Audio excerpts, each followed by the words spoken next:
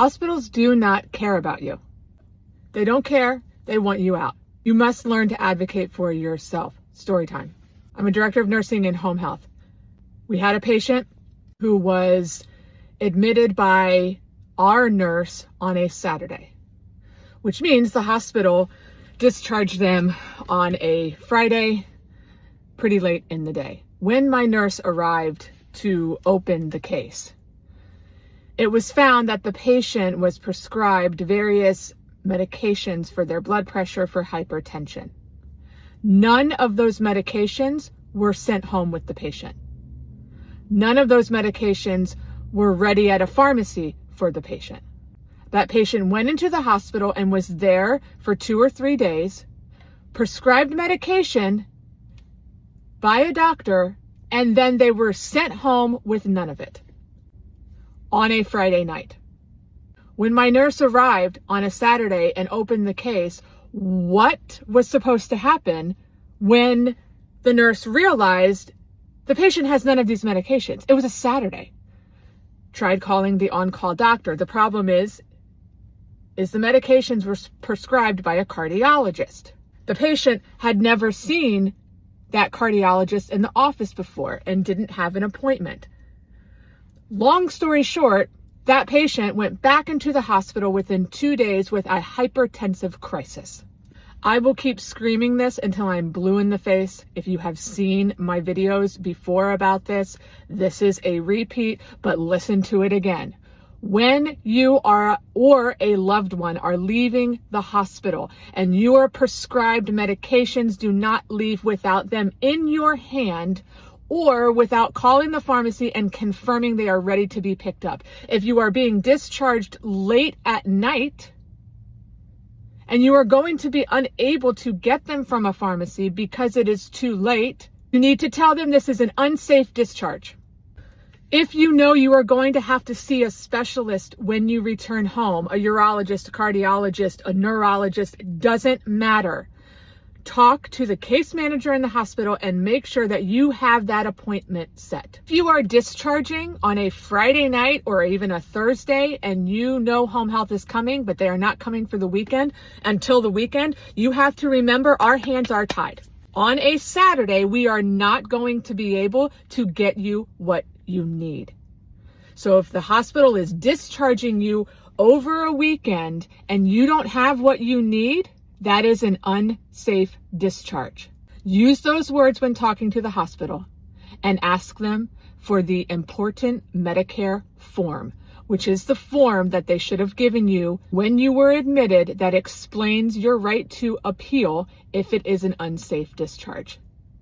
Again, do not leave the hospital without your medications that you have been prescribed or confirming that they have been sent to the pharmacy and are ready to go. The hospital is not looking out for you. The hospital is not looking out for your loved one. You have to advocate for yourself and others.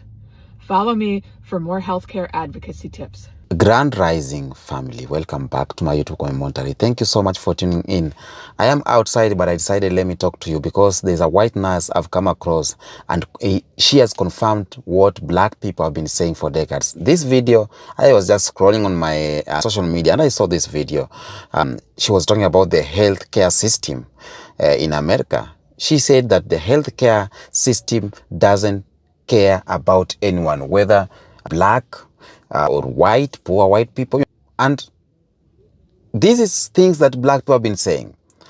Even though some white people, they tend to just try to wash it, to make it look good, but deep down, they are going through a lot. Family, thank you for being here. I want you to listen to this video. I want you to watch this video, and I want you to watch the critics on this, because as a white nurse, this sounds somehow very deep. And she's a director of nursing. For her to decide to sit down and told the truth the world didn't want to hear, it is something so powerful. She said hospitals don't care about you. They just want you out. She shared how one of her patients got discharged from the hospital, prescribed blood pressure needs, and yet she was sent home with nothing. no medication, no following up, just a door closed behind them. So I have decided to do this video because a lot of black people have been talking about this, and they have been assuming, but right now, even the white people themselves, they are talking about it and they are admitting the reality. Let's watch this clip and then we come back with a more commentary. Healthcare in America is a complete disaster. You will find no,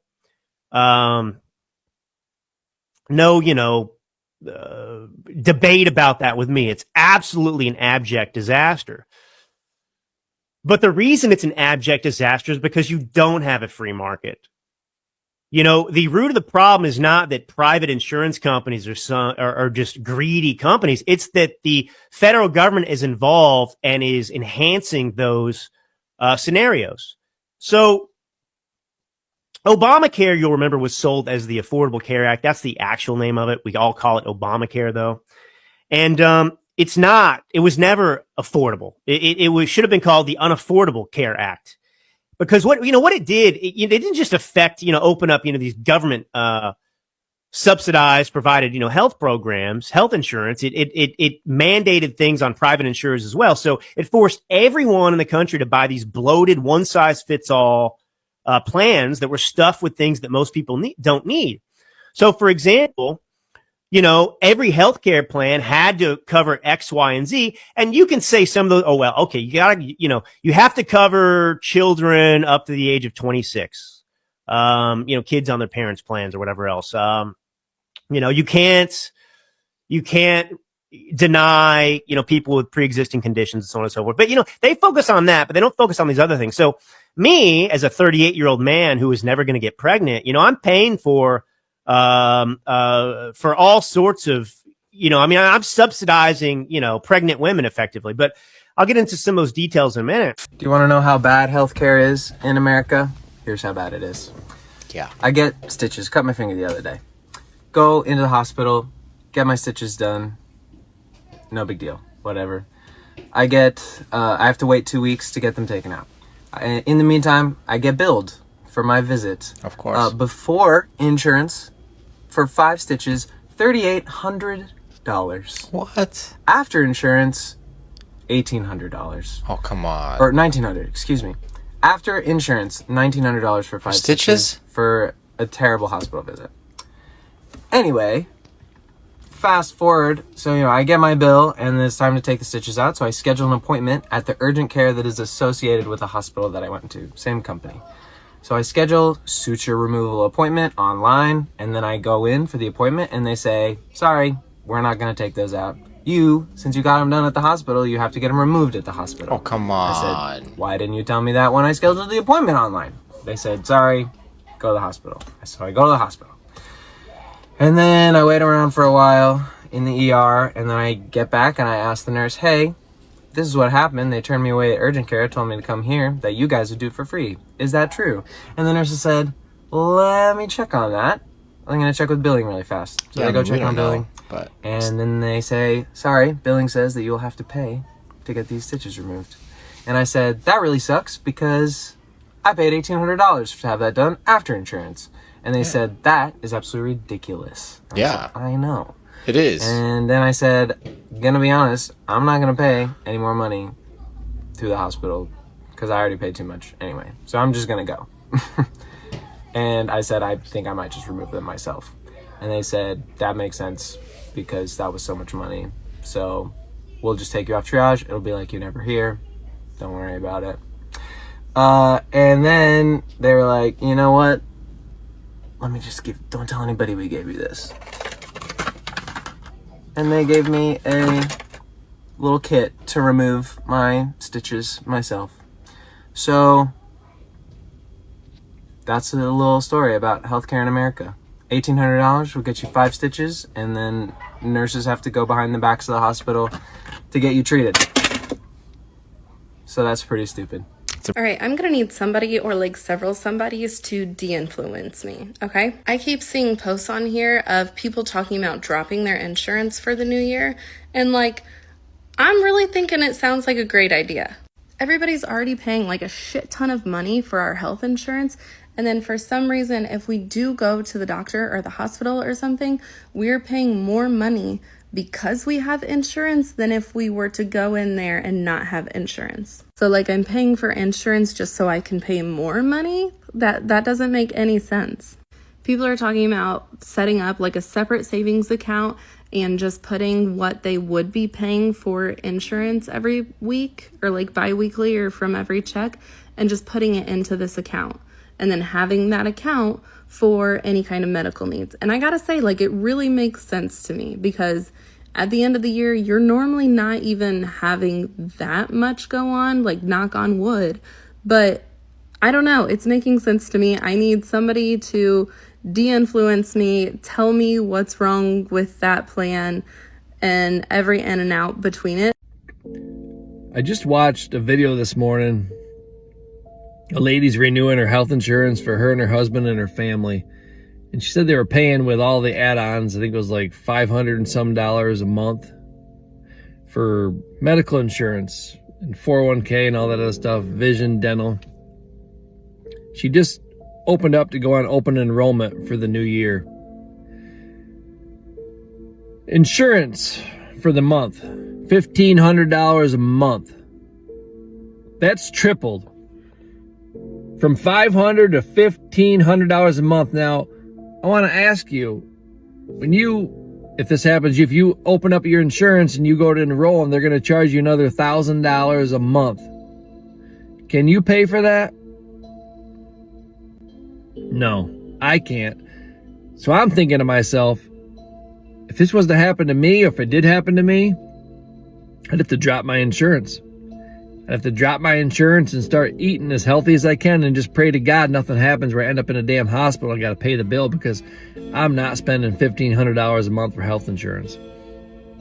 And then Dr. Oz has the nerve to say, we're under-babied.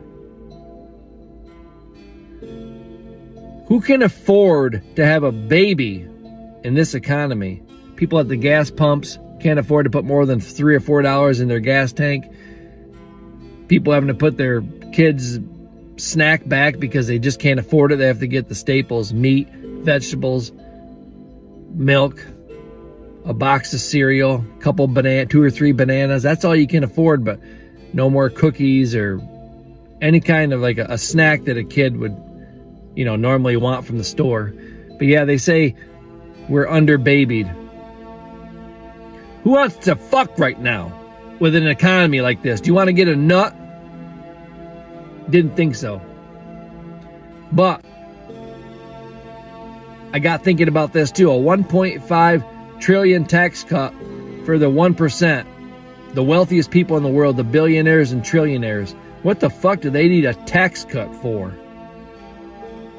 They're in their loafers in front of their fireplace sipping on a Chardonnay, and people are trying to figure out how they're going to afford to buy a 12-pack of eggs. Maybe we should buy 6 and just give the kids half as much breakfast as they normally eat because we can't afford to buy a dozen eggs.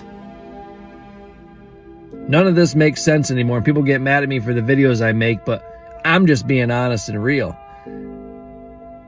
I don't care if Republican or Democrat. All I want you to do is take care of the people that pay the taxes to keep this country fucking going. U.S. tax dollars can't be used to extend the Affordable Health Care Act, but the U.S. tax dollars can be used to buy private jets for DHS and Kristi Noem. U.S. tax dollars generated by U.S. citizens can't be used to extend SNAP and other social services, but U.S. tax dollars can be used to pay the Tangerine Taco Waffle $230 million for reparations because he feels he was treated unfairly when he was being investigated for things he did. U.S. tax dollars can't be used to actually protect and take care of U.S. citizens, even though U.S. citizens are the one that create the taxes that pay into the federal government. The federal government doesn't care about the U.S. citizens. It only cares about the money that the U.S. citizens contribute into the federal government. So what if we stop contributing that tax dollar to the federal government? They can't spend what they can't get. And if they can't get it, then they can't reuse it for things that don't matter. And if the U.S. citizens that are paying into the U.S. government all of this money that we're working hard to generate, if we can't actually get the representation or be taken care of the way that we're supposed to, why are we paying into the federal government? Open enrollment's coming up and health insurance premiums are about to skyrocket. Here's what's going on. Issue number one, many of the incentives and tax breaks that were available through the Affordable Care Act have now expired. And the big beautiful bill doesn't have any stipulations to extend them. This is one of the reasons our government is shut down right now and what people are fighting about. But what that means is if everything stays the way that it is right now, anyone that's getting health insurance through the exchanges, anyone that doesn't have employer-based health insurance can expect their costs to go up by about 17%. But it gets worse because there were some big discounts for people who are making less than $60,000 a year, and it's anticipated to go up much more for them. And then if you make less than $60,000 a year and you live in a rural location, you can expect costs to go up by 90%. That's what's going on right now. And you're thinking, well, I have a commercial plan through my employer, so I don't have anything to worry about. Well, you should expect those costs to go up as well. Medication costs have significantly increased. The one we're probably the most familiar with are these GLP or like Ozempic medications that are costing over $1,000 a month. But then there's new cancer treatments, and then there's these new gene therapies that very quickly can cost insurance companies millions of dollars if just a few of their insured are using some of these high-end therapies. And then another problem is that young people and healthy people are less and less interested in paying into the insurance system. They're finding that if they just pay cash for a couple doctor's visits and some medications a year that they need for their cold or their sprained ankle, that they're actually overall spending much less money than they would be spending if they paid health insurance premiums every month. The key product of health insurance is peace of mind, that if something goes wrong, you know your insurance company is going to pay for it. And insurance companies have lost that credibility. Health insurance works on a concept called risk diversification. What this means is there's a group of healthy people that are low risk paying in the same amount of money as a group of people that are not healthy and higher risk, or people that will have some sort of unforeseen medical emergency. The low risk people don't take as much money out of the system as they put in, and the high risk people take out much more money from the system than they put in, but everybody together is able to keep this system afloat. So when the low risk people stop seeing the value of putting their money in, they're not getting the peace of mind. They're paying their premiums, but it's still not giving them any benefits. They're still paying for their medications and visits with the doctors, and they stop paying in. Well, then the only people left are the high risk people. And in order to make this system work, those high risk people are going to have to increase their costs to cover the total costs of everybody. So I've heard people talk about this, and they call it the insurance death spiral. Premiums get too high, so the low risk people pull their money out of the bucket, and they're just going to pay costs for health insurance. And then because those people are no longer putting their money in, the health insurance company has to increase the cost again. And then the next group of low risk people that maybe weren't as low risk as the first group, but the next group of low risk people pull their money out and are now just going to pay cash for everything because the premiums are too expensive. And you just keep doing that where you're losing more and more insured. You have fewer and fewer people to diversify the risk across. And the people that remain have high insurance and high healthcare costs. And the only thing the insurance companies can do is continue to increase the cost. It's a death spiral. And I think we're already well into it. The system's about to be disrupted. We are in a place where cable TV is. If cable TV and health insurance are the comparison, okay? And all of a sudden there's some streaming services coming in.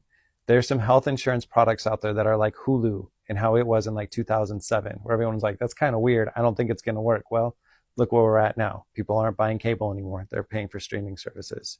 And I think now more than ever and urgently, I would recommend everybody starts looking into these alternative health options that are out there and seeing what you can participate in. And I think you should take a real hard look at what your healthcare costs are so that when open enrollment starts in just a few months, you can really analyze and see if you want to be paying for health insurance or if you want to look for some sort of alternative. I am confident that we are going to have some serious sticker shock when these health insurance options are put in front of us about what we want to buy. And we're going to feel trapped because what else can you do? Well, start getting informed because there's options. Welcome back. Now, let's be honest here. The hospital is a business. Hospital is not a temple of healing. It's a corporation of profit. Every bed is money. Every test, every scan, every pill, it's money. And when your body stops being profitable, the system moves you out so that the next person can come and fill that bed, because for you just sleeping there, it is money. Now, this nurse said it plainly. They want you out. That's the business model.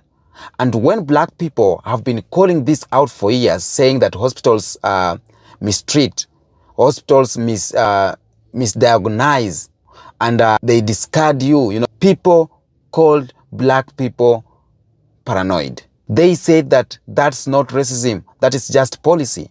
But policy is how racism hides. We saw it during the pandemic. We saw videos. For example, I was going through videos during pandemic time when black people and poor patients were denied care. They were turned away and given just fewer pain medications or painkillers. We have seen it in maternal health. The videos I've played, the maternal patient have complained to. Black mothers are dying at 3 times rate more than white mothers. Black people have seen this in pain management. Doctors assuming black people that can handle more pain. And now, even their own nurses, the insiders, are saying it out very loud that they don't care about you. They don't. Now, there is something powerful about this moment, because when a white professional speaks truth that black communities have been preaching out for decades, suddenly the world starts to listen. And while that can feel frustrating, it's also confirmation that we were never crazy. Black people were never crazy. This nurse isn't just exposing a system, but she is validating generations of black pain.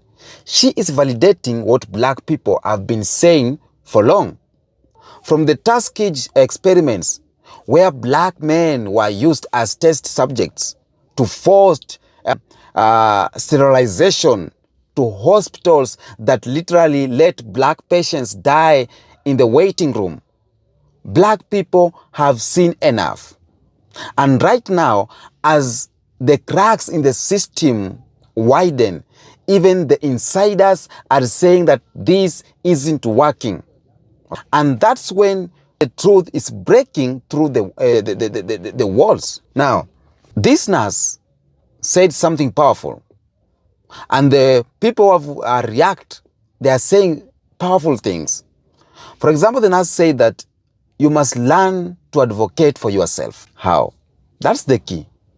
Because in a system that doesn't see you as human, self-advocacy becomes self-preservation.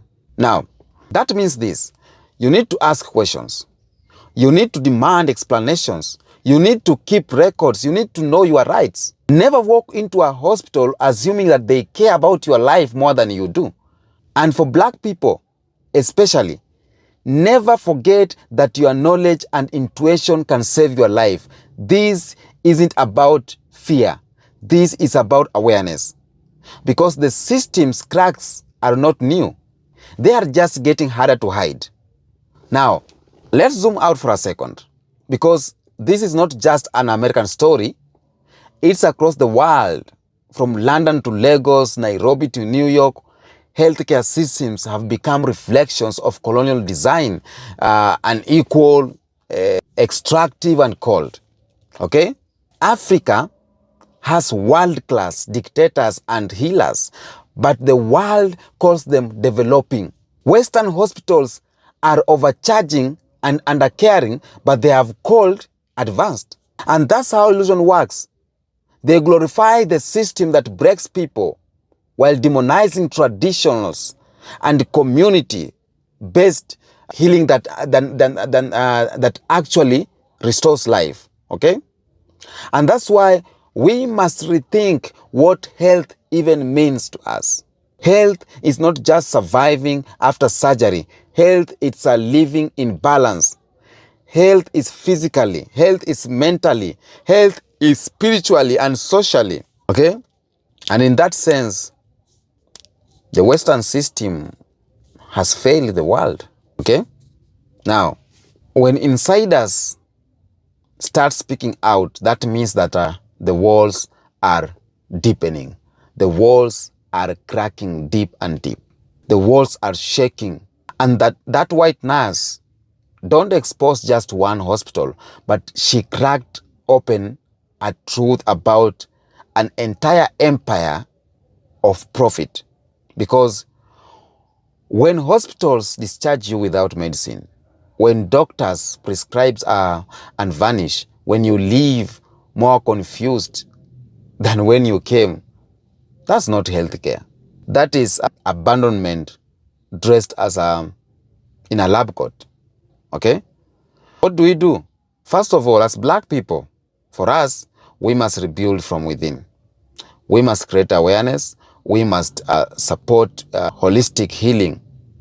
We must support, or we must trust our communities, and we use moments like this to demand better, okay? Not just for one race, but for all of the people suffering, because this is the matter of everyone. Now, during slavery, let me connect this. During slavery, the so-called medical field was never about saving lives. It was about protecting property, okay? Enslaved Africans weren't patients, they were investment. Doctors existed to keep them healthy enough to work, not to heal them, not to listen, not to care. So white physicians experimented on black bodies without anesthesia, experimented without consent, without humanity. Okay? Names like Dr. J. Marion Sims, the so-called father of modern, it's called what? Gynecology, who operated on enslaved black women to perfect surgical techniques for white women later. That's absurd. That's very bad. You know? So from the very start, medicine in the West was built on exploitation and control, and the same energy that profit over people mentally never left. So it just changed uniform, you know, from plantation field to hospital corridors. It just changed. It never healed anyone. Now, so when hospitals began to grow in the late 1800s and early 1900s, there were not charities. There were capitalist experiments. Because we had private companies, insurance firms, and pharmaceutical interest, they came together to turn care into commerce. Okay? They realized something, sickness could be monetized. That's what they realized. Even every visit, even just a test, every pill, all could generate revenue. And they build a model that requires people to stay sick so that they stay profitable. Okay? Instead of focusing on prevention, they focused on maintenance. Instead of healing, they focus on managing. They just manage. So you become a customer for life, not a healthy being walking free. And in that model, empathy is very expensive. Okay? Time with patients costs money. Listening just to you doesn't generate income. So they have to spend time with you. And that's why that nurse said that they want you out. Because once you are no longer billable, once they can't bill you anymore, once they cannot get money from you, then your life become a statistic. Okay, now, not everyone suffers equally under this system. Black people, brown people, poor people, these are the people who carry the worst of it. Because from being denied proper medication to being blamed for our own illness as black people, for example, and brown people, we have been at the bottom of a hierarchy built to dehumanize us. Talking to us is, I'm talking about black people, I'm talking about the, minority groups. So you see, racism didn't disappear from medicine, it evolved. It hides behind phrases like health disparities, or access issues, you know. But the truth is, this thing is systematic. Hospitals are built in wealthy neighborhoods, not poor ones. Medical schools train students using biased textbooks.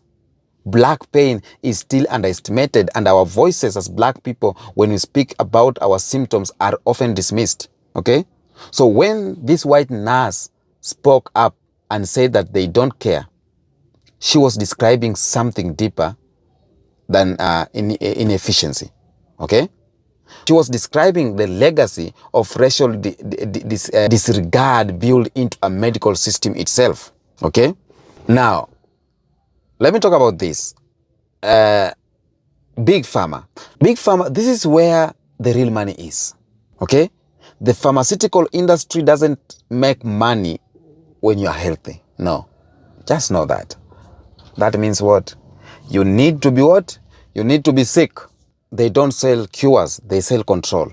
And every year, new drug floods the market while natural remedies or traditional herbs or holistic healing are demonized or banned. Ask yourself, why is that African herbal medicine, which healed communities for centuries, is labeled as unscientific? But a synthetic pill that mimics the same herb is called modern medicines. Because if you can't patent the plant, you can't profit from it. And if you can't profit, then they will suppress it. And that's why hospitals push prescriptions over preventions. That's why every commercial ends with a list of side effects longer than the benefits. That's why this nurses story matters a lot, because it reveals that what looks like cure is often commerce in disguise. Now, there is another layer they never talk about, the spiritual disconnection in Western medicine. In Africa, in the Caribbean, among indigenous people, healing has always been holistic. It is not just about the body, but it's about the mind, the spirit, and the community. But Western medicine stripped away the wholeness, and it reduced human beings to organs and chemistry, ignoring the souls. People leave the hospitals alive but empty. They live with prescriptions but not peace.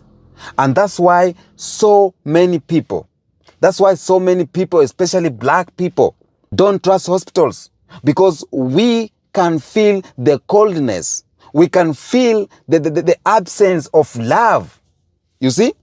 This nurse just confirmed when we say that they don't care. When black Americans say that they don't care, she wasn't just joking, or she wasn't just talking about a policy. She was describing a system that has lost its humanity. Now, the healthcare system runs on fear, and fear keeps people obedient. They keep people dependent. They keep people dependent and obedient. And they scare you with statistics. They sell you security. They warn you about diseases. They sell you drugs to manage them. They never talk about nutrition, environment, or community strength, because those things don't generate revenue. They will tell you to buy a pill instead of fixing your diet. They will tell you to undergo surgery instead of exploring natural healing. They will tell you to keep coming back because every visit pays someone's mortgage. The nurse saw it from within, from the inside. She saw how humans' life have been reduced to paperwork, codes, and billing systems. And she had the courage to say what others are afraid to say, that you must advocate for yourself. And that's not advice from rebel, that's a warning from a survivor inside the system. Every time someone from within expose the system, they face backlash. And this lady could face backlash. Doctors lose license, nurses get fired, truth tellers get silenced, because the system protects itself like a living organism. It attacks anything that threatens its profit. When this white nurse spoke up, she did something revolutionary. She used her privilege to echo the voices that were ignored when they came from black mouths. And whether she knew it or not, she joined a long line of truth tellers. People like Dr. Susan Moore, a black physician who died after being denied care in the very hospital she worked for. People like Henrietta Lacks, whose cells were stolen to create billion-dollar medical research. People like every mother, every father, every child who said the system doesn't care about us. She's joining that list. And this moment isn't about blaming one hospital. It's about recognizing a pattern, a design that values data than dignity. Now, I'll say this. One of the most dangerous effects on this system is how it trains us to trust it, even when it harms us. From childhood, we are taught that the doctor knows best, that the white coat means safety, that questioning authority makes you difficult. But here's the truth. Blind trust is what keeps the cycle alive. You are not just difficult, but you are asking questions. You are wise. When you want natural healing, you are not crazy. You are just connected, because real health begins with awareness. I see people coming out and talking about this. White people are now waking up and opening their eyes, and that's how it's supposed to be, because it is awakening time. It's awakening time and people are waking up. Tell me what you think on the comment section about this video. Until next episode, peace out.